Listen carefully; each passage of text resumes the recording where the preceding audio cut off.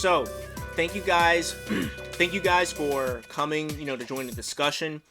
Like I just mentioned, I'll be sharing pretty much my thoughts on some of the game-focused panels at AX 2019, talking about what I think was hype, and what I think wasn't. Feel free to comment your thoughts, and of course, I'll be trying my best to keep an eye on the chat here.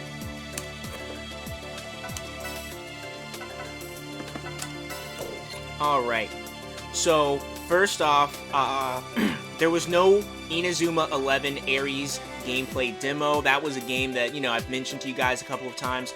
I was really looking forward to seeing that game, or seeing some gameplay. They were going to demo it at the Inazuma 11 panel. But they announced about a day or so before that they were focusing on development, so the final game can be great, instead of trying to focus on getting a demo ready, just to show off here at this event. I'm guessing, pretty much from that, I'm just guessing that polishing a certain part of the game for a demo right now would slow them down from having an optimal development time for the game. I don't know, maybe they're just, going to be changing some things up with the game and they already know that, so why polish something up that they know it's going to be changed later, just so that people can get their hands on it? Maybe that's what happened, that's my best guess. Bandai Namco showed off a new Dynasty Warrior style One Piece game.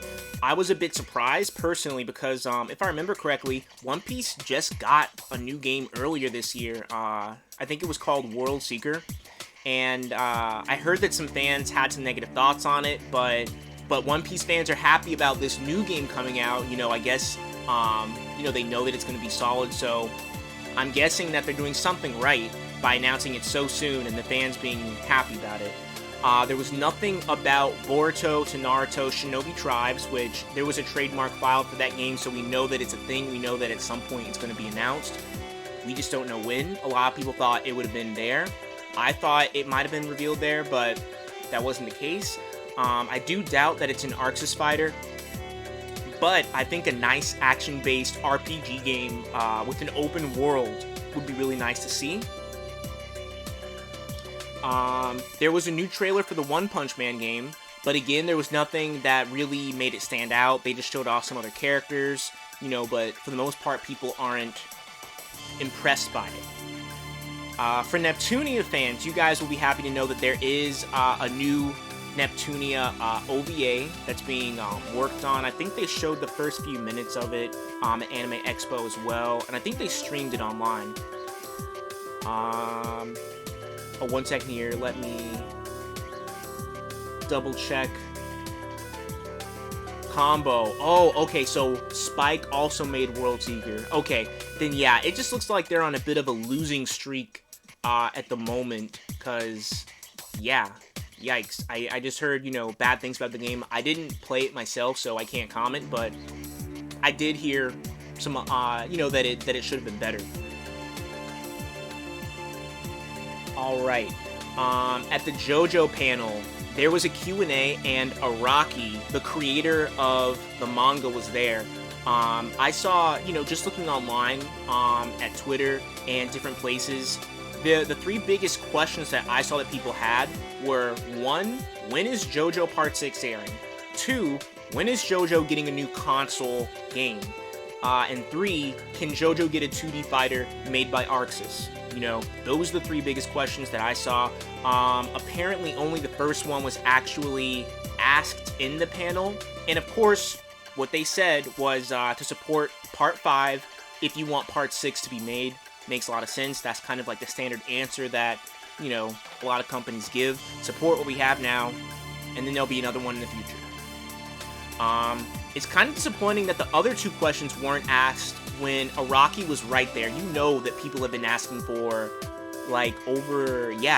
noticeably over a year now for a JoJo fighting game, especially made by Arc Sys.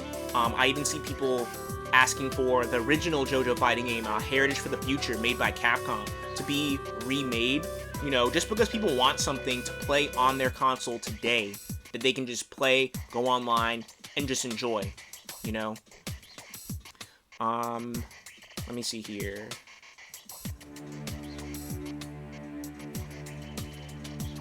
combo. Okay, so I think the new Ruby characters, because yeah, RTX Austin did happen as well. I was going to mention a little bit about that and how it relates to BBTAG, but for the Ruby designs, I personally like them. I especially like Blake's new hairdo, her having, you know, short hair. She looks just like a younger version of her mom now. She looks really similar to her like her mom before, but now she literally looks like a younger Callie, and it's nice to see. And I know a lot of the fan base really like the new designs. You know, I like them. I have nothing against them. You know, I'm not crazy about all of them, but I especially like Blake's design. And I like Weiss's too.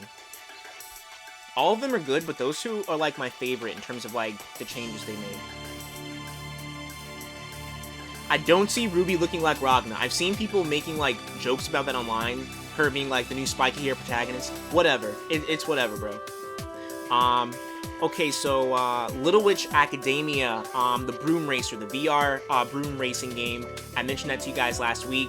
And then they did have a chance to show it off at Anime Expo. It sounds like they're pretty ambitious when it comes to the game, which that was a pleasant surprise to me. The gameplay definitely sounds interesting from what they said they planned on doing with the game. They even talked about how they had to work really hard to implement anti-motion sickness features in the game so that it would make it easier for a wider audience to play. And yeah, when it was demoed at AX, it looked like they were playing on the Oculus Rift. Just judging from the pictures, I never played on the Oculus Rift, but just taking a glance at the pictures and what it looks like, I'm pretty sure that's what they were showing it on. It definitely wasn't PSVR, and it definitely wasn't the Vive. Let's see here. There's been few people talking about it, but the best that I've heard, you know, about it from their experiences is that the gameplay is pretty fun, that it's smooth, and that the visuals need work. And the worst I've heard is that it's just what you would expect from the trailer that they put out, which for me isn't much because it didn't look that good and it didn't show off any of the gameplay features that were mentioned at the panel. I just hope that the developers get the feedback that they need to make the game good. It does seem like they're genuinely trying to make a good game, so I really hope that anyone who went and played it, if the graphics suck, please just tell them, guys, the graphics suck. Like, just give it to them, please. I'd rather, you know, like, don't be rude about it, but look, please tell them, because I just want the game. I'm interested in the game. I'm not gonna say I'm gonna spend $200 on a VR set to get the game. I'm not saying that, but I'm interested in it, and I just want it to be good, because if this is good, hopefully we'll get a proper LWA console game. That's what I wanted. That's what a lot of fans wanted. This was kind of like the boomerang that no one saw coming. So hopefully it does well enough to say, you know, to encourage them to make another game. Also, I did ask them directly on Kickstarter if the game would be getting an English dub. They said that it's under consideration, but they're not sure. I'm betting they're probably gonna look and see how Kill la Kill If does to see if they want to give this game an English dub, because Kill la Kill If is the first Studio Trigger game with a dub. You know, so hopefully it does well enough for them to say, oh wow, look, it sold well in the West, let's give LWA a dub, and then hopefully it'll help the sales just as much. We'll see. But yeah, let me double check the comments really quick, and then I'm gonna talk about the Kill la Kill If panel, and then after that, I'm gonna get into some things about BBTAG. Well, actually, no, not yet. There's Kill la Kill If, and then there's my favorite panel, the one that did the best, in my opinion, afterwards. But I will be getting to BBTAG at the end there.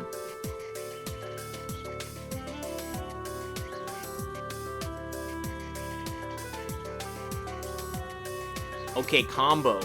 That's a good question. What do I think justifies the wait that we've had for new content when it comes to BBTAG? Pretty much, you know what? I'm gonna save that. I'm gonna save that until I get to the BBTAG part, because I literally answer that at the end when I talk about BBTAG. I directly answer that and my thoughts on the whole situation there. So I'm gonna come back to that, but at the end. All right. Um. Okay, so yeah, the Kill la Kill if panel.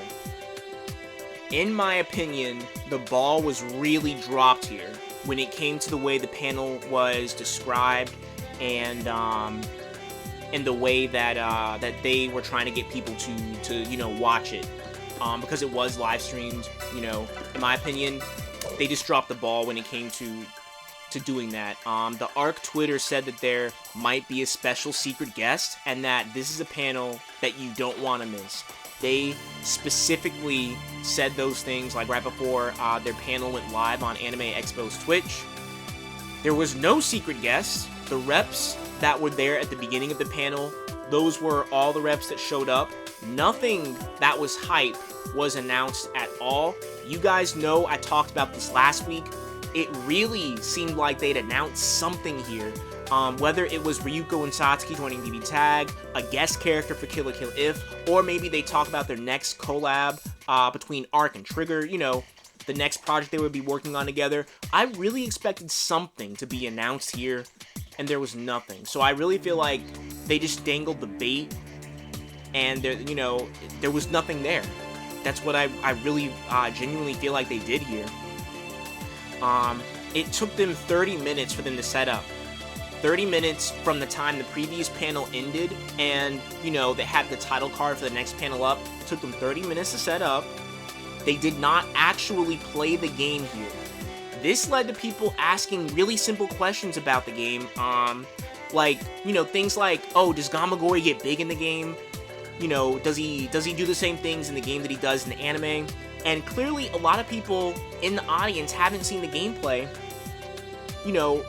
so it would have been better for them to actually play the game here if they wanted to sell them the game. Because if you guys have seen any Gamagori gameplay, you would know, okay, yes, Gamagori does get big on one of his supers. He does, grow and get big just like he does in the anime.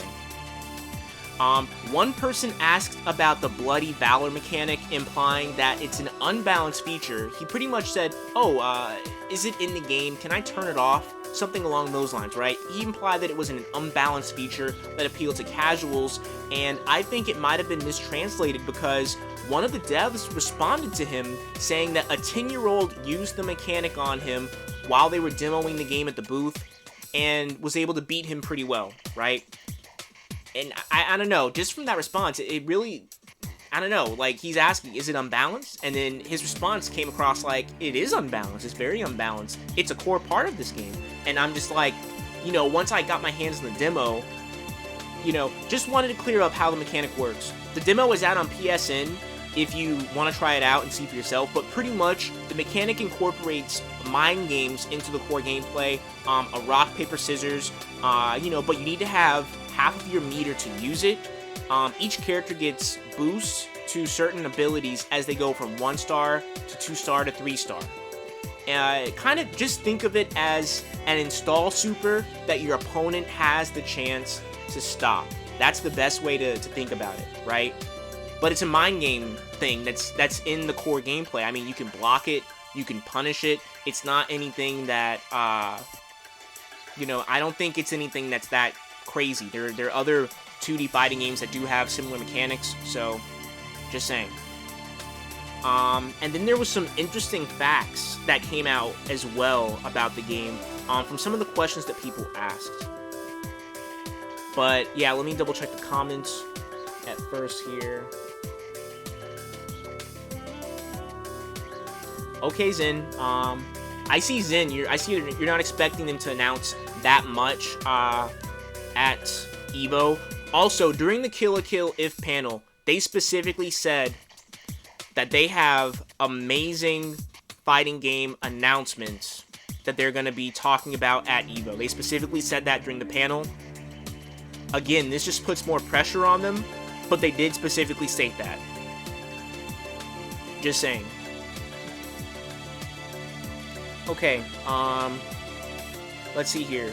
Continuing with Kill la Kill, Sushio, an animator that's at Studio Trigger, he had to give the okay on all the character models in the game, and they said that he was extremely detailed. He even looked closely at little things like the characters' hands to make sure that each detail about them was right. There's a new original final boss character in the game as well that was specifically designed for the game. And, one guy asked about potential censorship for Kill la Kill If, and a dev answered the question, saying that he went directly to Sony and Nintendo and told them that the characters must look like this in the game. He stated that it's not an option, it's a necessity. He just told them. And that they both Sony and Nintendo just said, okay. Like, when he said that, bro, I was sitting there watching this, and I just love how he just pretty much made it sound like he just went to them and he told them, hey, you're not going to censor the game. It has to be this way. That's a really bold move, and I'm sure that it's going to pay off. I just hope that more devs do this in the future, because Sony's censorship is complete BS, and it needs to stop. Alright, moving on to Digimon. So, Digimon, overall, out of all of the panels that I was personally looking forward to, this one was the best. This is a huge win for Digimon fans because of what happened here. For those who don't know, this panel was on the stream schedule, but it wasn't streamed. Instead, Sailor Moon took its time slot.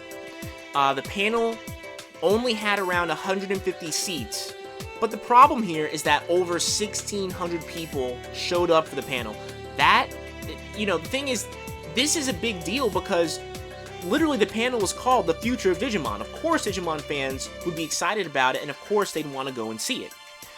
Fans expressed their disappointment that the room couldn't even hold anywhere close to the number of people who actually showed up for it, and they were also angry that it wasn't streamed like it was planned to be.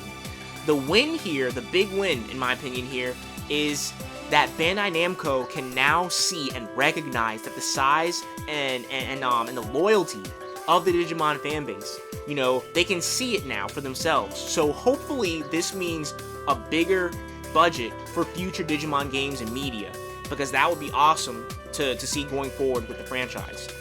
Shout out to RPG Site, who live tweeted practically the entire panel, because like I said, it wasn't live streamed, so pretty much his tweets are the only way that we knew the actual nitty-gritty details of what was said. There's a few highlights I wanted to mention here. Digimon Story Cyber Sleuth Complete Edition is coming to the Nintendo Switch. It has both of the console Digimon Story games. There's an opening anime cinematic for Digimon Survive that is over 5 minutes long. This pretty much shows that they're putting in a decent amount of money and effort into the game, and I'm really interested to see how it turns out. A new Digimon Story game is coming, and it will be in a completely brand new setting. It won't be a direct sequel, so brand new setting, brand new story. And lastly, Digimon Adventure Last Evolution Kizuna is a new movie that's coming in spring 2020, and it will be quote-unquote Tai and Agamon's last adventure. I'm personally hoping that after this that they maybe give Digimon Tamer some attention. That was my favorite season of Digimon, and I would love to see that cast of characters return again in the future. Alright, and now, alright, before I get to BBTAG, let me just double check the comments really quick.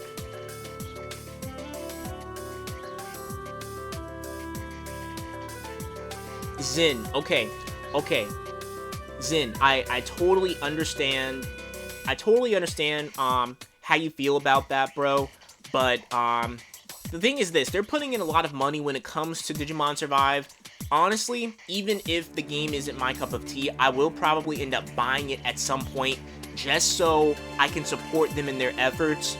The game looks like it's a pretty decent, it has a pretty decent budget, so I just, I know for myself, I want to support it because it's like, hey, you put this much budget in here, you just saw at Anime Expo how many fans you have that are really interested in the future of this franchise. Put more money in the next Digimon game. That's the message that I want to send to them, so I'm gonna give them my money so that hopefully that happens. Lotad, thank you so much, bro. What's up? Thank you for the host, man. Definitely appreciate it. Zin, Digimon Tamers is not... Whatever, bro. I like Digimon Tamers because the Digimon designs are just legit. Guillaumon, Terriermon, Renamon, bro, Kalamon, all of them just have really awesome designs. And then the story was the most mature story in the series. I remember, like, legit as a kid, I was scared. Like, I was scared of, like, some of the things that happened in there. You know, like when, what was the girl's name? Jerry. When Jerry got possessed by the D-Reaper, bro, I was, like, flipping out, like, what the heck is this? But I'm getting off topic here. Digimon's a great series. Check it out if you haven't seen it. I haven't seen the modern ones, but the older Digimon series I know for sure are good. Adventure, Adventure 2, and Tamers, they're solid. After that, when you get to Season 4, no comment. Season 5, though, seemed like it was legit, but I didn't finish it. But anyway, moving on. BBTAG. Okay, so talking about BBTAG. No news at all about BBTAG at Anime Expo or RTX Austin. This was something that I sort of wasn't expecting no news at all, like nothing, not even an announcement of an announcement, you know. I thought there might be something that came out because BBTAG was at Anime Expo. They did have BBTAG playable at Anime Expo. I saw it because I saw their pictures, you know. They just didn't announce anything. Combo. Okay, you think that Digimon Season 5 was okay-ish. Okay. I never finished. Yeah, I never finished Season 5, but I started it and I was like, what? He punches his Digimon to make him Digivolve? Okay. This is different. But yeah, I didn't finish it. Whatever you say, Zin. I liked Adventure. I like the second season of Adventure more than the first. I don't care what anyone says. I like the second season because I like Davis and I like Vmon and the other Digimon. But Season 3 was overall my favorite. Season 2 and 3 were really close to me, but 3 is my favorite. Okay, Combo. Yes, your question. I didn't forget about it, bro. I'm literally about to get right to it, man. So yeah, there was no news at all at Anime Expo or RTX Austin.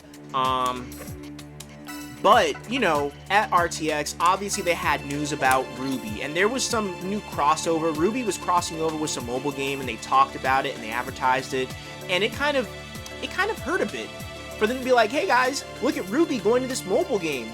And I'm like, yeah, I don't care. It's in a pretty good console game. How about we hear something about that? But I guess they didn't see it the same way.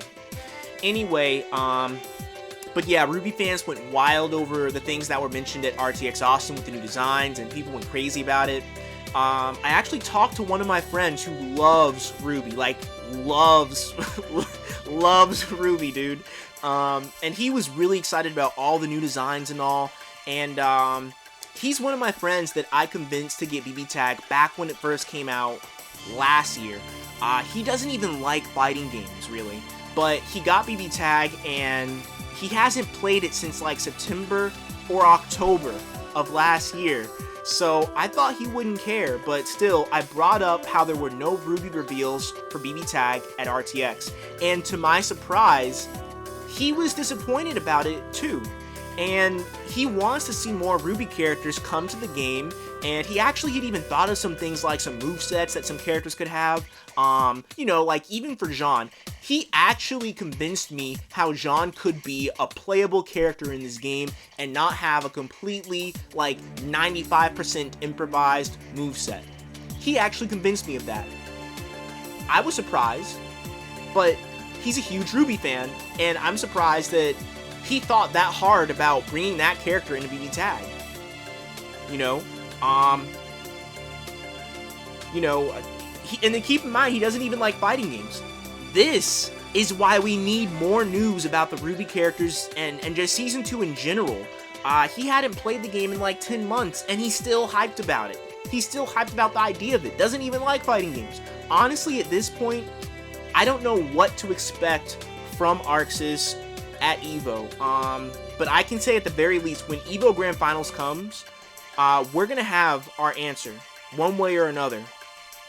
Now, either they will have little to nothing to announce for BBTAG, confirming that this game was just a side project for them from the very beginning, and that they never had any real intentions of fully realizing the game's potential or giving fans what they wanted, what they've asked for the past year, which makes it clear that the data mine that, the recent data mine that was found, that had the announcer voices was there to just troll fans and pretty much put the game on its deathbed.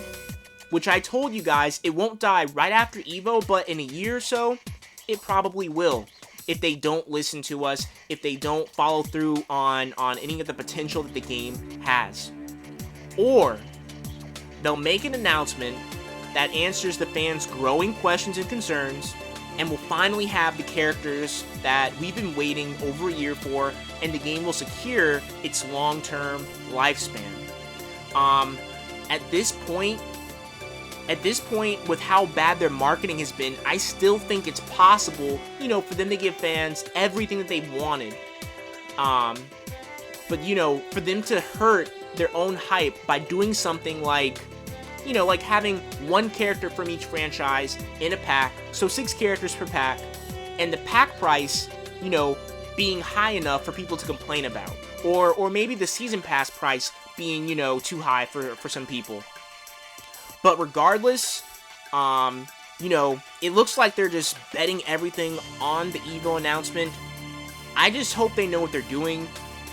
Personally, like I said before, I'd gladly pay $30 to $40 for a new character pass if it meant I'd be getting all the missing villains, the other major characters, more Ruby characters that we've been asking for. But I know that not everyone sees it that way. Combo, to directly answer your question, what do I think would make this wait worth it? For me personally, if Evo comes and they specifically reveal the last investigation team member, Rise, and they reveal the main villains, if they do a Terumi and a Dachi reveal, I personally don't, yes, Hilda needs to be included. I'm not naming her because that's not one of my personal, characters, but I know that she'd be included as well. If I get a reveal for Rise, Terumi, Adachi,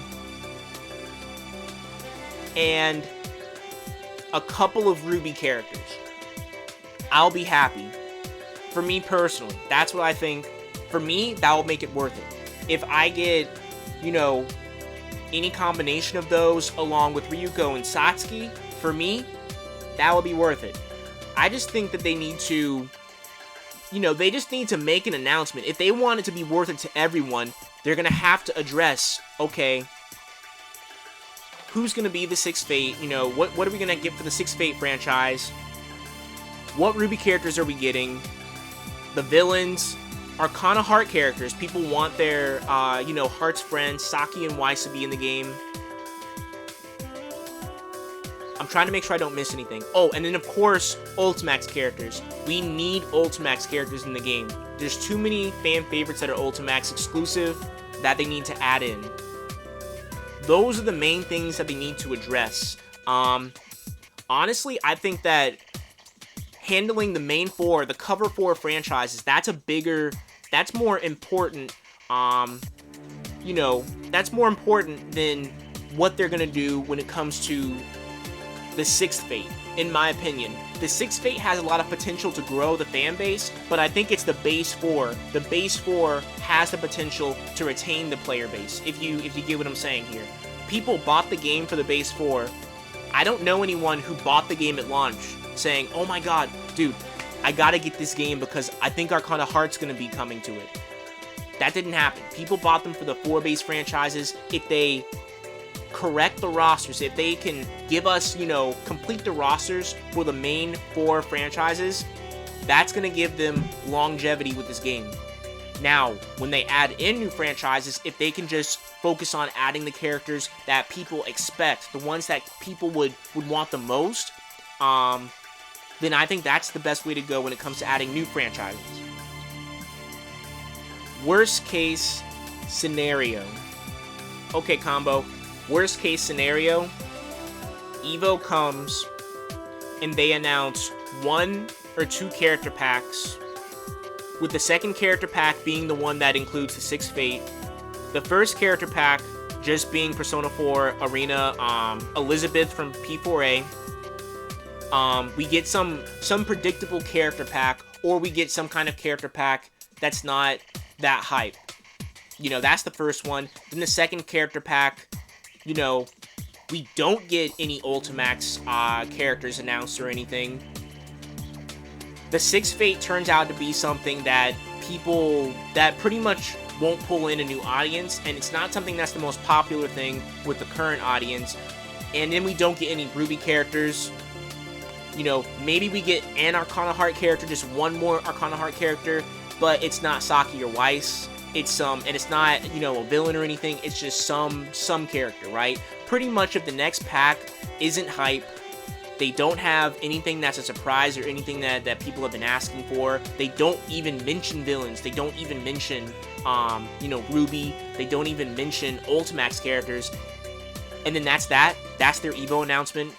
Maybe they'll tease a 7th Fate, maybe not. That's that. Nothing else. No information. No concrete Season 2 information. If that's how it goes, that's pretty much them at Evo just saying, okay, let's lay BBTAG to rest here, and then that's it.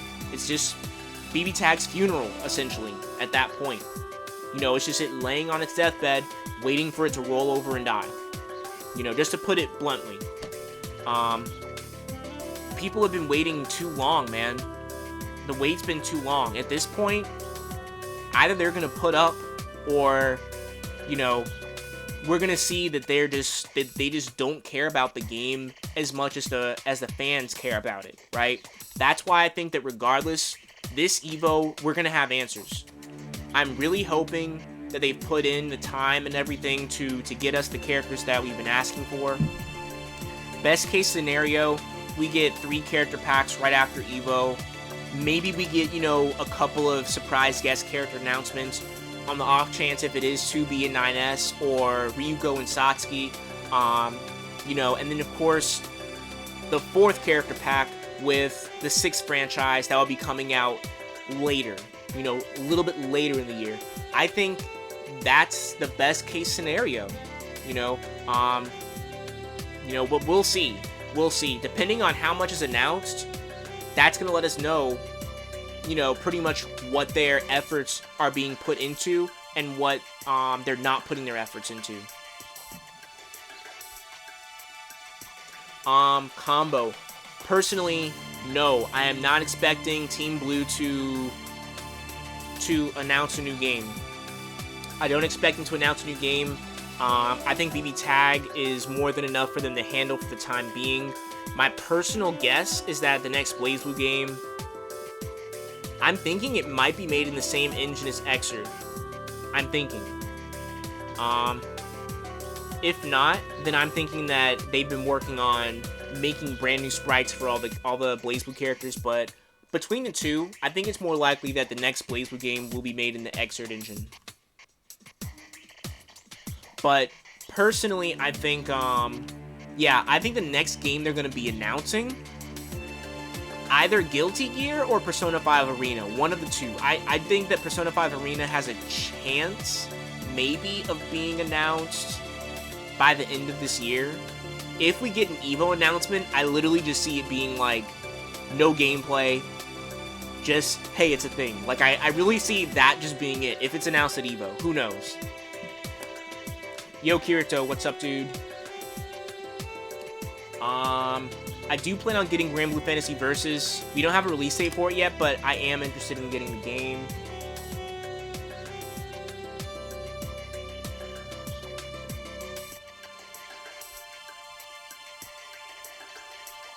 Yeah. I do think that Uniclear is going to be revealed, after Under Night's Grand Finals for sure. I'm pretty sure. Kirito, if that's the kind of crossover game you want to see, then you definitely should let Arc Sys know. Let them know so, at least they'll know.